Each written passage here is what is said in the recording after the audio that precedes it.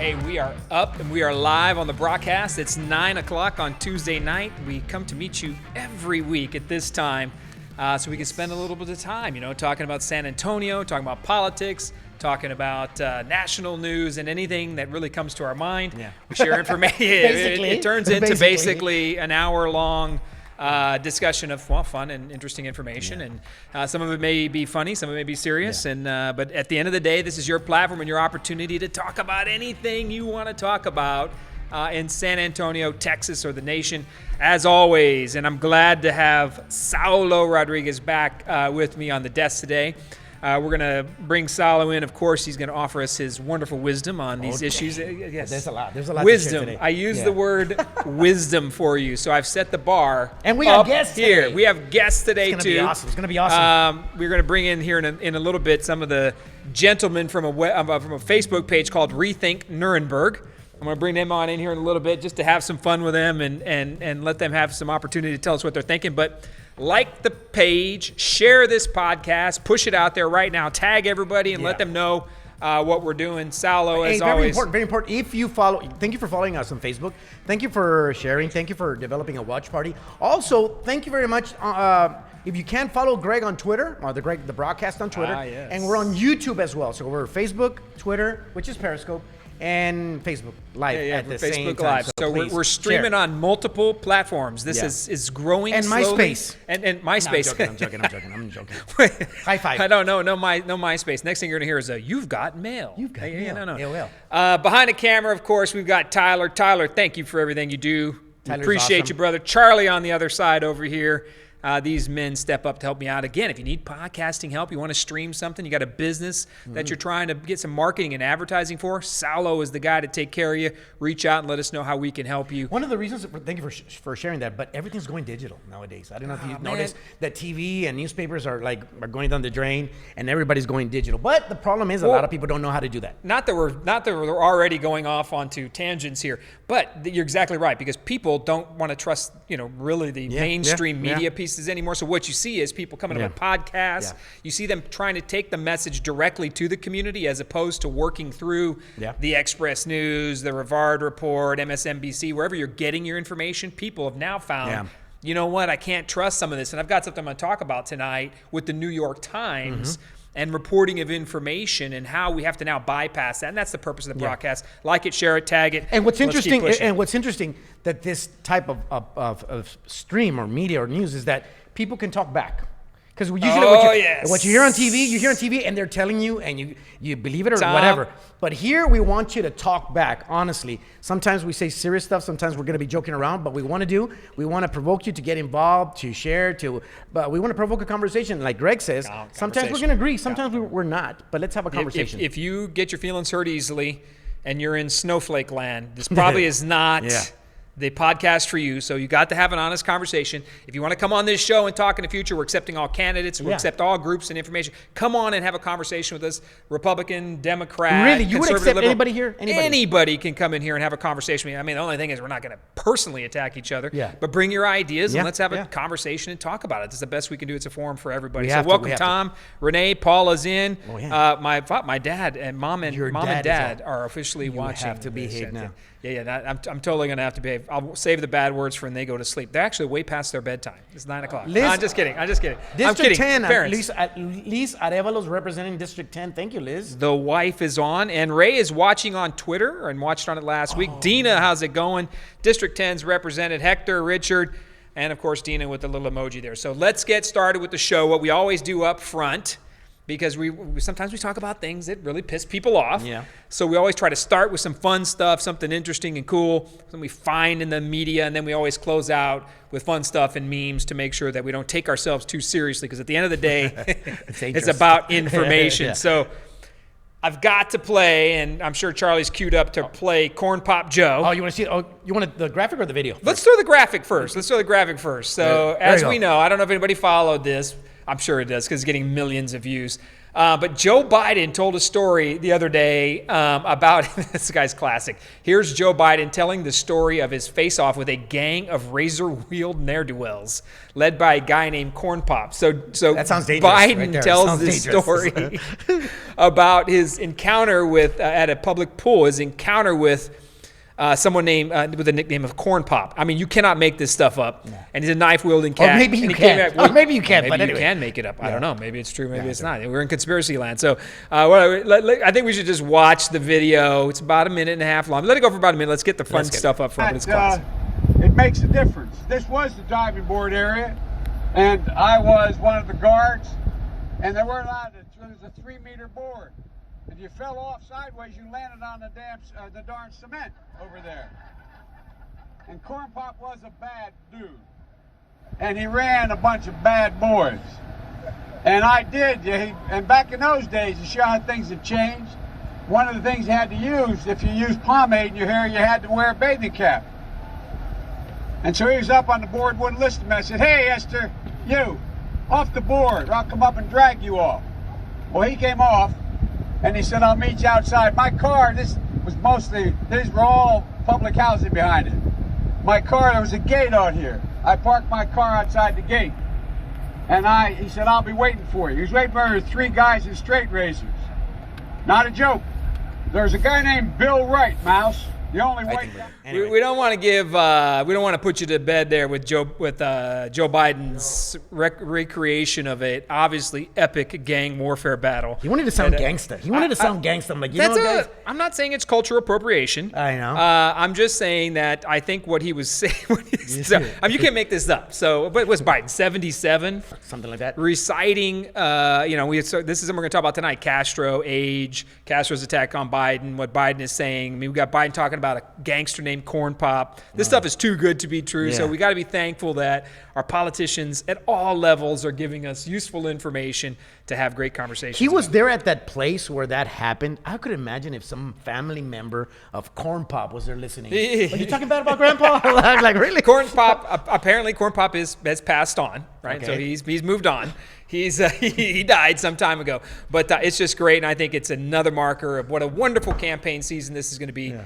And if you are remotely into politics at all, 2020 is going to be the greatest political year we have ever seen. So you'll have a wonderful opportunity to see more stories from Uncle Joe Biden and Corn Pop and whoever else. We got Trump on the other side. It's a great conversation. It's a good time. Cindy, how are you? Trevor Whitney joined. Rose, it's good to see you. So Corn Pop is good. Rose Cruz Olivares. District 5? Share it. District 5 is in the house. So I want to put up real quick. There should be one about the custodian story. This is cool. Last week we talked about a teacher who helped a young man who was getting bullied at school with a T-shirt he made himself at the University of Tennessee. Yeah. I don't know if y'all saw this. We talked about it last week. You want to know a cool update on that? The University of Tennessee has given the kid a scholarship to the university. Yeah, he can attend the University Tennessee. Oh, Tennessee, yeah. Gave him the 4-year tuition. My goodness. Yeah, insane. All because the teacher got sick and tired of the bullying. That's awesome. The young man showed up with a T-shirt he created himself. He got bullied, and then the University of Tennessee's like wildly stepped up. And this is another good one. This is out of Houston, though. I'm going to have to be honest with you. At an elementary school named Passmore Elementary. We have a Passmore Elementary in San Antonio, but this is Houston.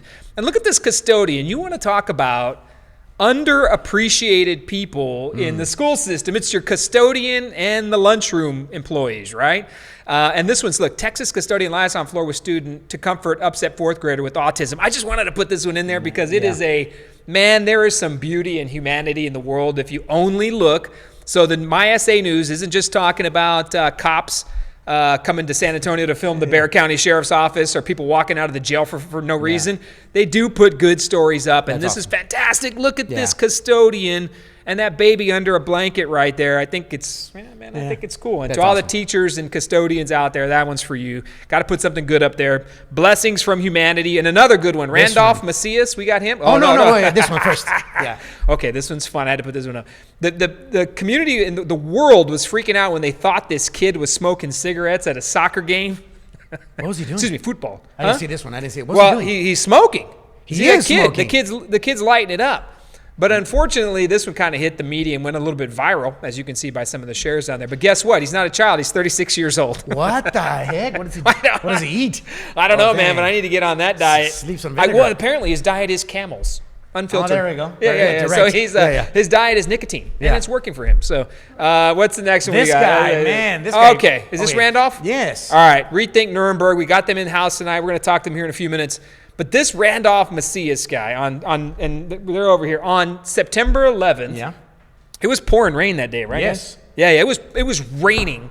Randolph and a group of other men and women, including Joe Garza, who's a huge help to me during my political campaign, and just a good human being. And this team of people go out on overpasses, and they run the American flag out there. Yeah. And Randolph got on Ken's here, and a San Antonio veteran on a mission to never forget. And, of course, Rethink Nuremberg put this up today. That's why I wanted to invite him tonight. And thank you, Randolph Macias, my brother, for what you did. He was out on an overpass with our American flag, Old Glory, on 9/11. That was beautiful. You guys shared my picture, right? You shared my picture. It was awesome. You know how people are? Sometimes they're weird, right? Everybody wants to take credit. So I was driving to the Wednesday, right? I was driving, and there was an accident on 410.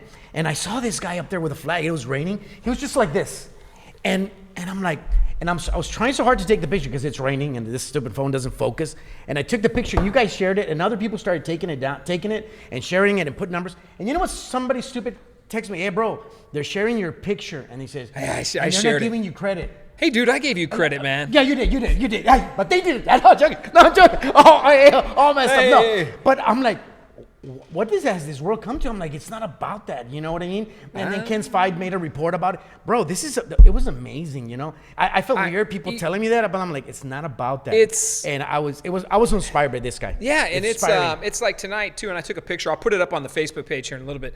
I was at Bill Miller's grabbing a tea. Imagine that, another shameless Bill Miller's plug from Brockhouse. It's either Bill Miller's or Chick-fil-A with a guy like me. Yeah. So, seriously, I was out there and they were flying the American flag, right, when I picked up my tea on the way up here. And so I started thinking to myself, how many businesses in our city, right, are flying the flag? Yeah. So, I mean, we should keep an eye out for that kind of stuff. And what Randolph did was exactly the things that make for a beautiful country. Again, little pieces of good stuff in our city. This is one thing that really ticks me off. We have people in our city, in our state, and in our nation right now who live to trash and destroy our community and say things about us. We're racist. We're stuck in this. We're backwoods. We're whatever it is they're trying to say. We're homophobic. They'll try to destroy. They try to paint the United States, Texas, and the city of San Antonio as some lost world that's destroying people's rights, and it's this horrible place to live. And I just don't see our city like that. I don't see our state like that. When I see guys like Randolph out there, really, I mean, come on, man. There's no greater thing we have than the flag, right? When you talk about symbols, right? Symbols of our country. That flag is a symbol. Yeah. And what it stands for. It represents so much beauty. And people are protected in beauty. So I'm done with that. Mini rant right there. When you see Randolph holding the flag, there was more flags on that bridge than the Democratic debate.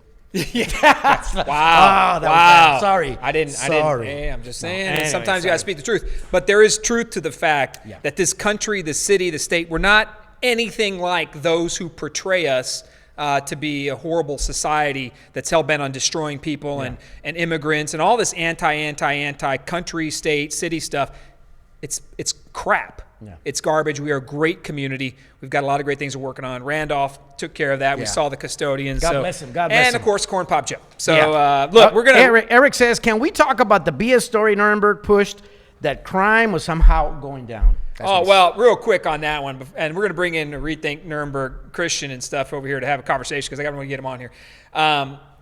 Look, it's garbage, right? Politics itself, and if anybody followed the campaign or for mayor this last year, or just in general the city council over the last year or so, they will try to feed a narrative to you that everything's all right. If you watched over the summer, the crime rates, the shootings, the murders, I mean, there was a span of like 12 to 14 murders in about 4 weeks. It was insane. We do have a crime problem because we have a staffing problem in the San Antonio Police Department. We don't have enough officers. We're 175 to 200 officers short.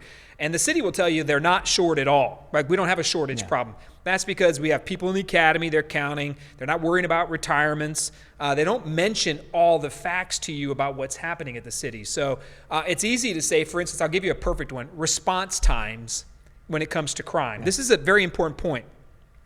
The city measures the response time. One of their main measurements is from the time the officer gets the call to when he or she shows up on site.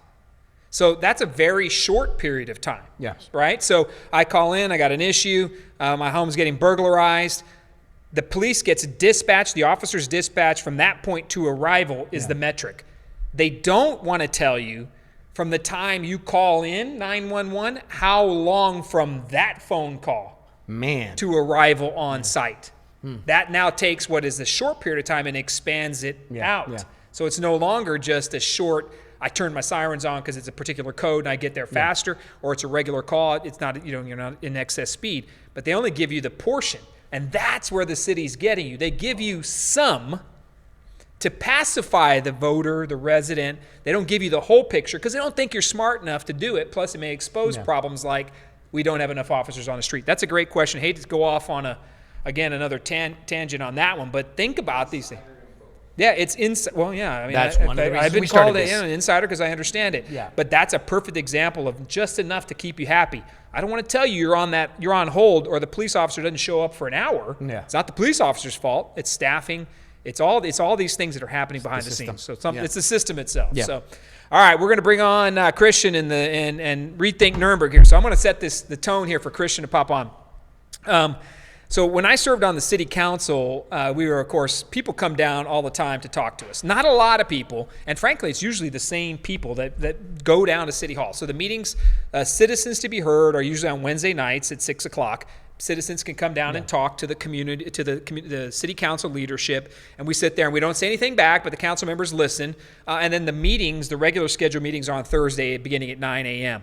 Most people, if you think about those hours, they're highly inconvenient, right? You can't if you have a job, you're not making it down, chances are, to a city council meeting. And I don't know what you want to go do and hang out down there with us anyways. But when I was on the council, people would come down. And it's usually the same folks. And through that, I met these men and some women who were working on issues, and it first started around the Alamo and other things, but they were showing up all the time, and then they created a page that I thought was fantastic. They called themselves Rethink Nuremberg. Look, everybody knows I'm probably a little biased when it comes to Ron Nuremberg feedback, so I'll put that on the table as a true citizen journalist. So, okay, look. So they do different things. They were engaging. And this is what I'm anxious to have them on, have a conversation about. What I get concerned about, and when these people show up, the city council, right, the elected officials basically treat visitors as if they're outcasts. If you disagree with them, for instance, as you'll hear from Christian here in a little bit, doesn't agree with the way City Hall operates. So they're outcasts, they're loonies, they're crazies, complainers, the gadflies, the complainers. They come up and talk, and they're on their city council members are on their cell phone. They're not there. There's a bunch of different things that the city council members marginalize people who come down and talk. And sure, maybe some people have some outlandish ideas, and it doesn't make a lot of sense, and we don't buy into it. But people who, when they take the time to show up, and I think that's where Rethink Nuremberg, when they started coming up during the campaign, they also were out there. And I wanted to bring them on and have a conversation with them. So Christian, come here. Come on over. Grab this. Right here. Yeah, man, get in the hot seat right here. Here we go. Thanks so much. All right, brother. So, oh man, look at this. All right, he wore the shirt. If you're an organization and you create a T-shirt, you have arrived. Yeah, absolutely. I appreciate if that. you T-shirt yourself, all right, this is fantastic. Welcome, Christian, brother. I appreciate you being here. Absolutely. I've never got a lot of chance to talk because when you're in city council world, you're sitting up there and you're kind of confined. And I'm happy you're here to have a conversation about Rethink Nuremberg. That's the name of your Facebook page, right? Correct. Rethink Nuremberg. We can assume you got a close up on that shirt right there. We can assume what the name implies, right? We have to rethink Ron Nuremberg and his policies. But tell us up front, man, how you got this whole thing started and what kicked you into activism, showing up, by the way, at City Hall in the first place. Like, what brought you down there? Sure. Well, it got started with a friend. He came to me after he saw the event we pulled off. He knew we were really good at pulling off events. You might remember Take Down the North Star Mall Boots. Oh, yeah. So my buddy, that was us. So, So, my buddy, he was like, hey, this RNC thing is going down and everyone's upset about it. Can you want to help me out with this project? And I was like, Sure, it sounds like fun.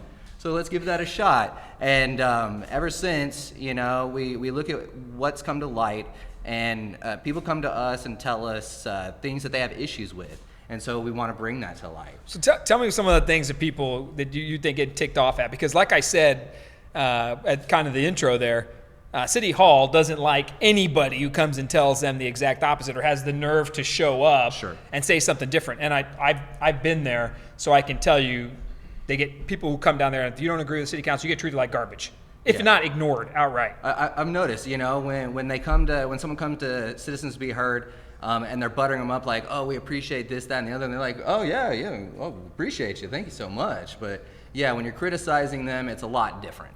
It's 100% 180. But at least we're being heard, and we have an opportunity to, on Wednesdays, at 6 o'clock, to be able to do something. One of the big things that I think would help out the city is we haven't wavered from wanting transparency. A good way for transparency would be to film and post all of the city meetings. Boom. That is huge, because we could stop the things that we have problems with before it even makes it to the desk. So, wow. I appreciate that. A lot of people, and I get, blamed for this as well, which is a lot of bomb throwing, right? You're sitting in the cheap seats, Greg. You're tossing it. You got no ideas, though.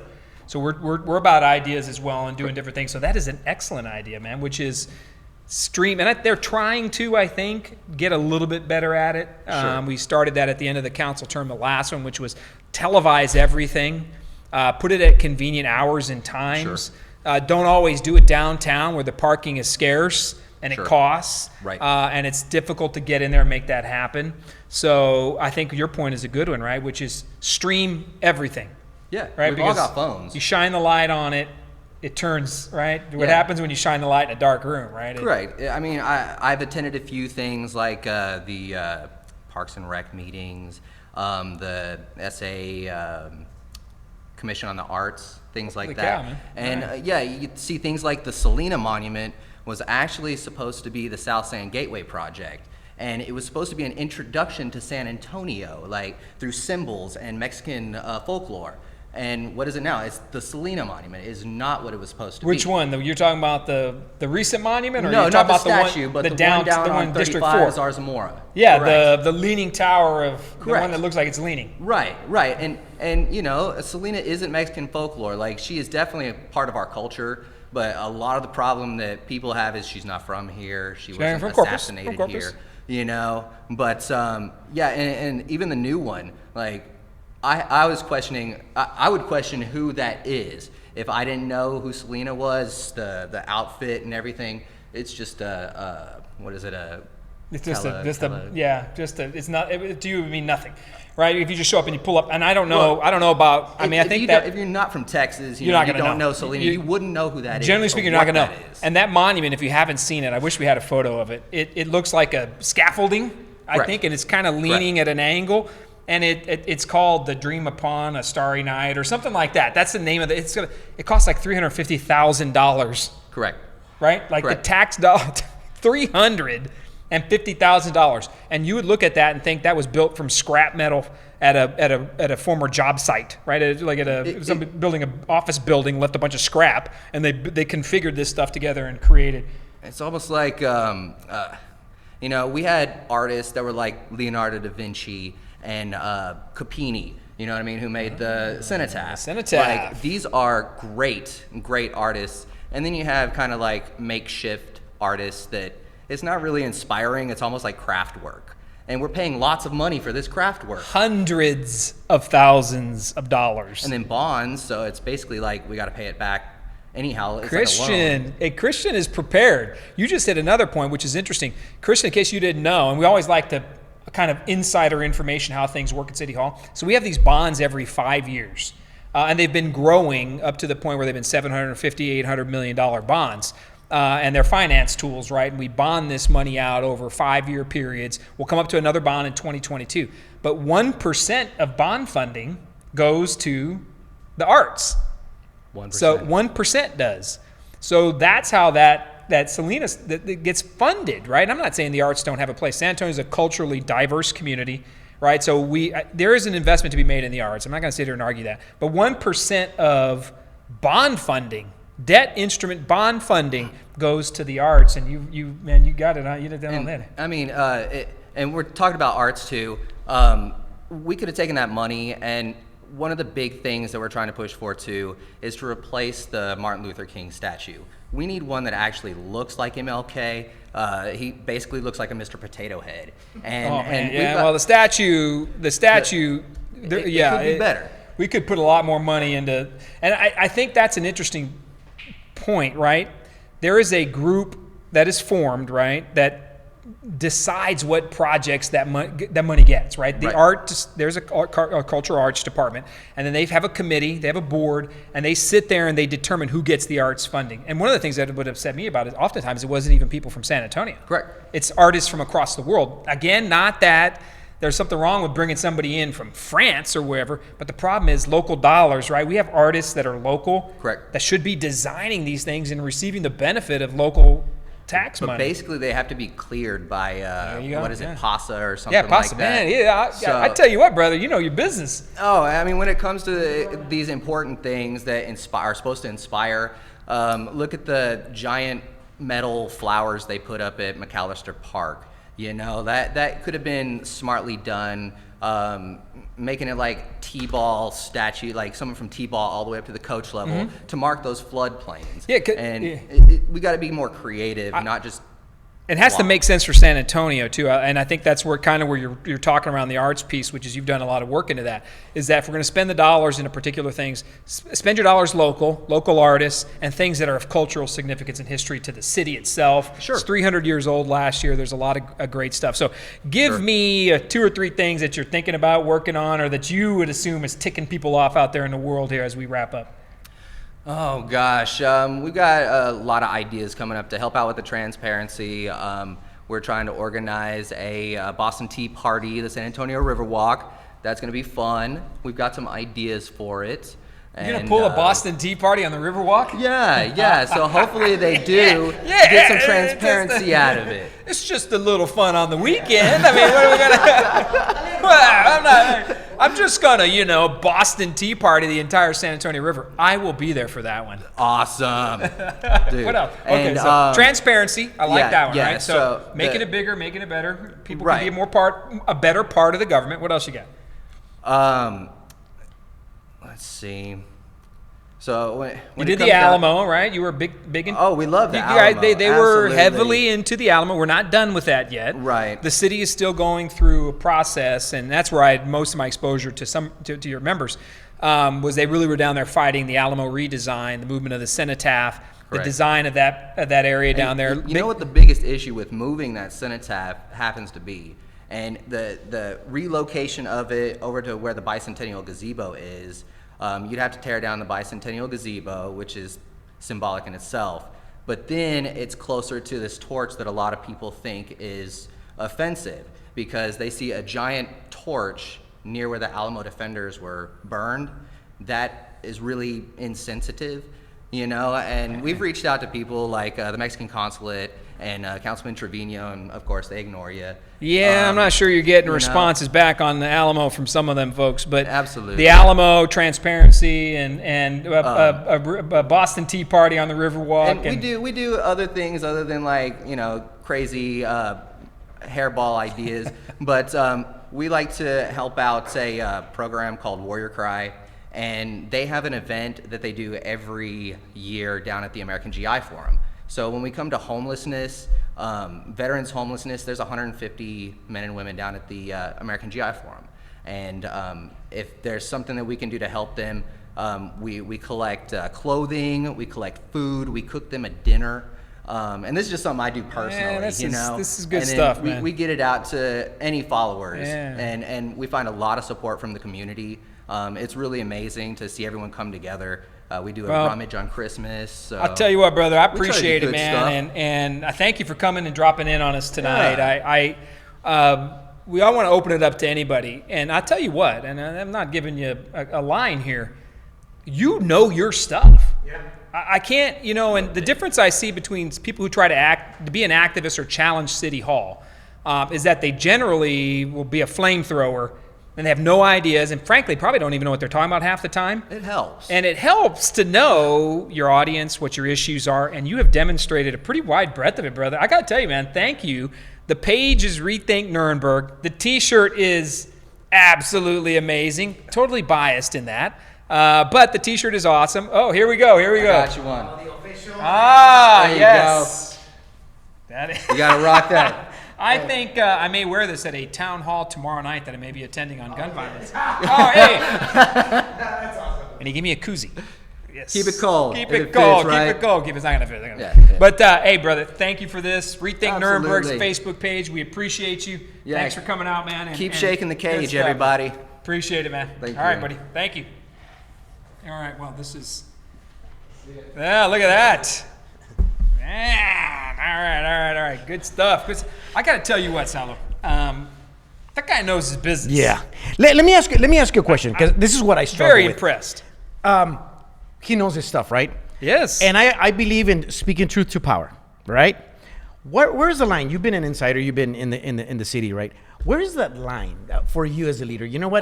Because you want to hear the community and how much like sometimes I can understand that some citizens come off as irritating, frustrating. Well, they as show a leader, up. how would you want to see? Like if somebody's out there, like I'm frustrated, I want to say something, I want to be involved.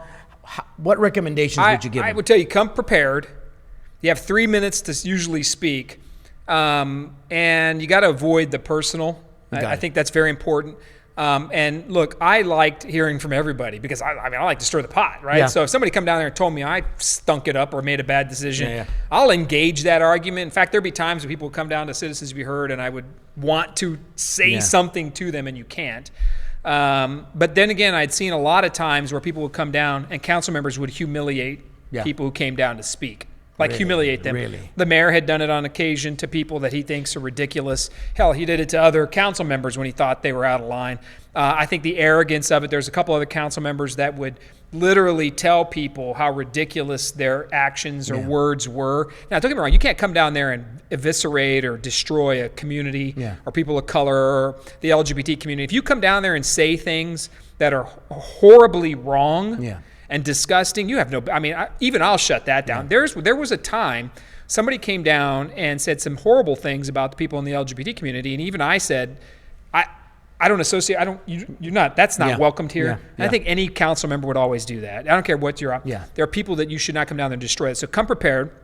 Like Christian was, that's on point stuff. So you can say, right, Rethink Nuremberg, they don't even know what they're talking. No, they know what they're talking about. They're involved and they show up and they care about the city. You didn't hear somebody, this is why I like exposing people to other folks on our podcast, because you didn't hear somebody that was out of control or. That's just mad. That's all they got. No, it's just the anger. No, he had ideas. So I thought that was good. That's awesome. And that's awesome. Show up, be prepared. So that's one of the reasons, there. that's one of the reasons we started this, because you see the turnout in the elections, right? Not a lot of people vote, not a lot of people are involved.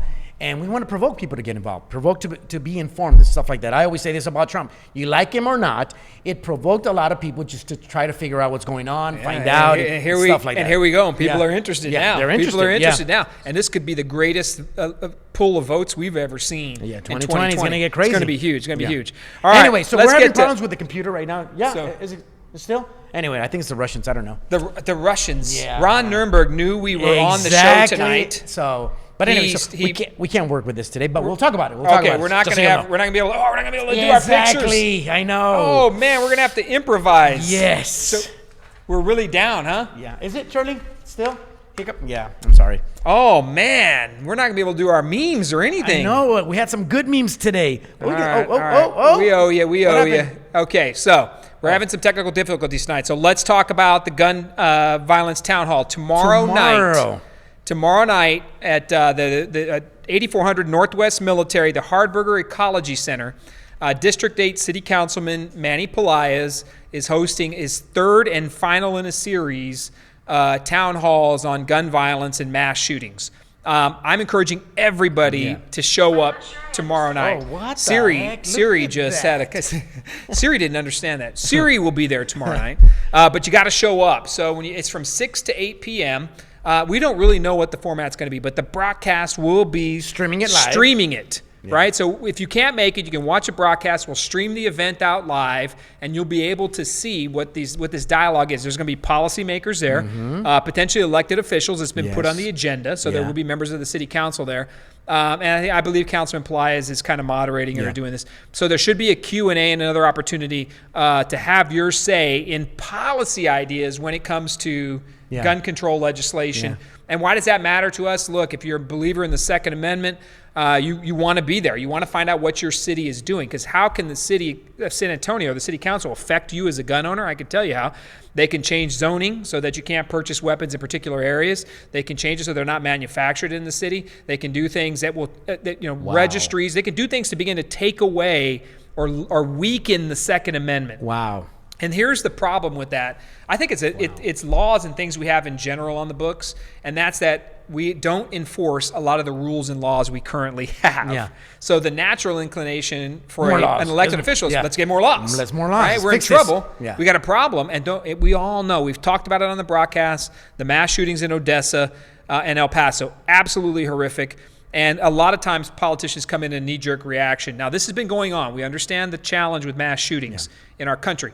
But we cannot dilute the Second Amendment. And this is somebody else. I was talking to somebody on the way up here, and they had a great point. There are mechanisms in place if you have problems with our Constitution, whether it's the Constitution of the United States or it's the Texas Constitution or our city charter, right? The city has its own Constitution, the city charter. There are mechanisms in place if you want to change it. Yeah. Now, is it easy to change or work on the Constitution? No, it's not. Is it easy to change the San Antonio City Charter? No, it's not. It requires a lot of work. But if it's ingrained in our Constitution, those are rights that we have had since the beginning of the founding of our country. And as you chip away at them, you know who gets punished? It's the law-abiding citizen. Yep. Right? So oftentimes the laws affect law-abiding citizens. Now, background checks, red flag laws, we've talked about all those things. And that small erosion, which I've learned in politics, you got to have your values at some point where you're not going to compromise. And you got to say enough's enough. And this may very well be a defining issue. There's two defining issues, I think, that are coming up locally and nationally. One is going to be obviously gun control. Yeah. That has changed the face of the Democratic Party now thanks to Beto O'Rourke and his coming for your AR-15s, right? And your AK-40. He's coming for your guns. He's coming for them. So there's that piece. And then, well, the parts with the Supreme Court. I think we're going to